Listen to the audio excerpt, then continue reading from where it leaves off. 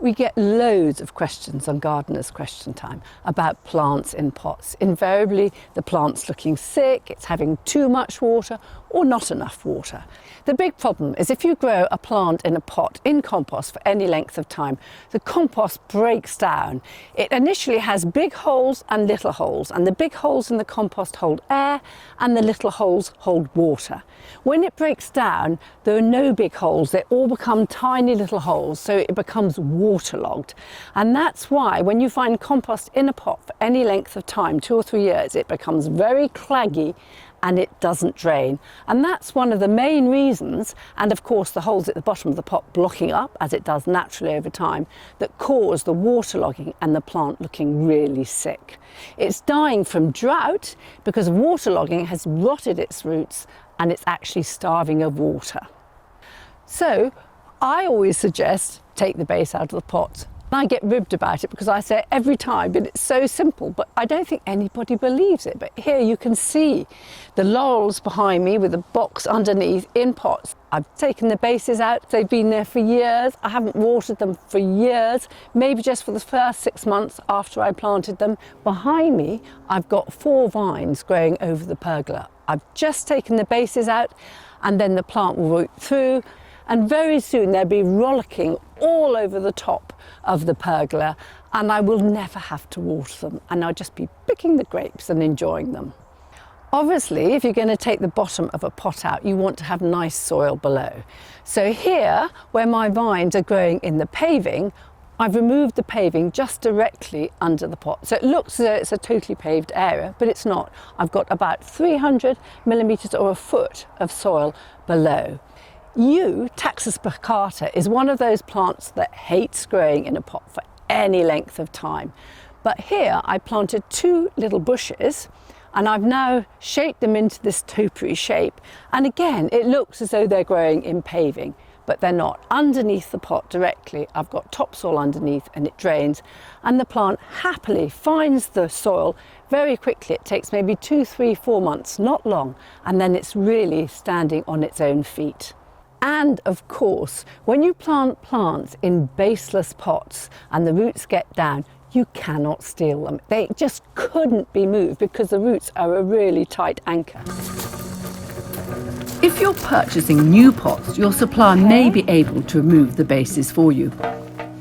Or you can do it yourself, to pots old or new. I did much of that.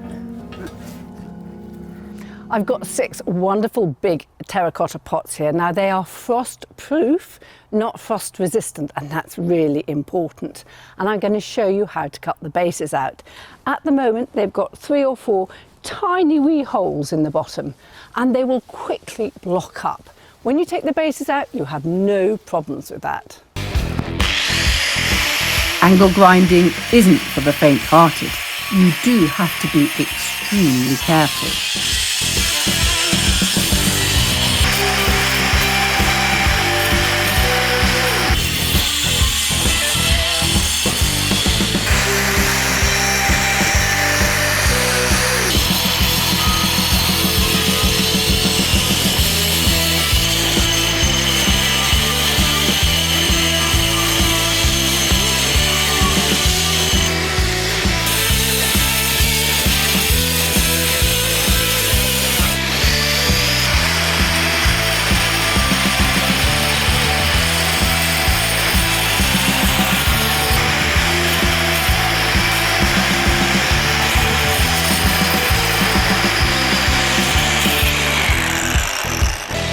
So I've now cut all the way around the top, but I've left a little bit holding it on there. So I'm now going to gently tap with hammer there, and it'll either ping up there or it'll all drop down. We'll see which.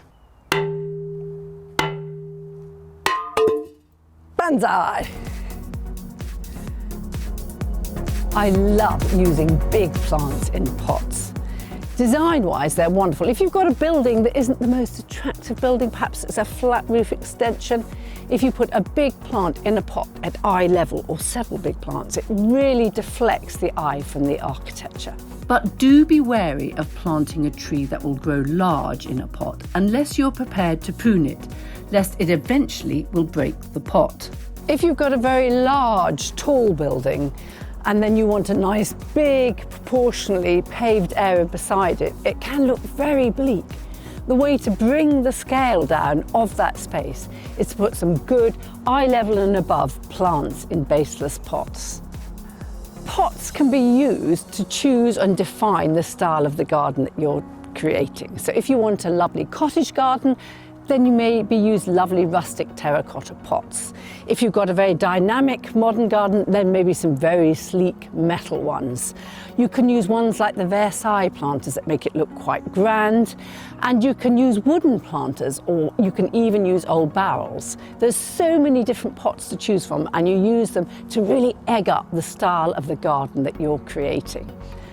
I like them also to use so you can actually combine the planting with the architecture. So if you've got a certain coloured doors and then you have wooden pots painted the same colour as your doors and windows, it really blends the garden into the architecture. If you're using wooden pots, it does make sense to line them because that timber will be quite moist for a lot of the time and they'll rot quickly. So I tend to put in a rigid plastic liner, but you could just put in a black polythene liner and that would suit, as long as the water can drain away through the bottom. So there's obviously nothing at the bottom, and then the roots can get right down into the soil below. I love using old chimney pots if I ever come across them, and they're brilliant. Just put them on some soil. I've got a lovely big box ball and it's growing in a chimney pot just this wide and it's about this high, and even then the roots just whiz down to the soil at the bottom and I never have to feed it. So the pot doesn't even have to be wide as long as the roots can get down to the soil below. When I'm growing topiary shapes like my chicken here, I begin by planting them in a baseless plastic pot to raise them off the ground, temporarily disguised with some cane fencing and with small yew trees around the edge. It will become a full-grown chicken sitting on its nest, and no one would know that she's actually raised up in a pot. Sometimes you've just found some really beautiful pots that you want to use, and so they just really embellish the garden like a fabulous piece of furniture. And also, they make the plant, if you've got a really special plant, they also make the plant look more important because they elevate it, they lift it more up to eye level. I don't think I've ever designed a garden without including some wonderful pots.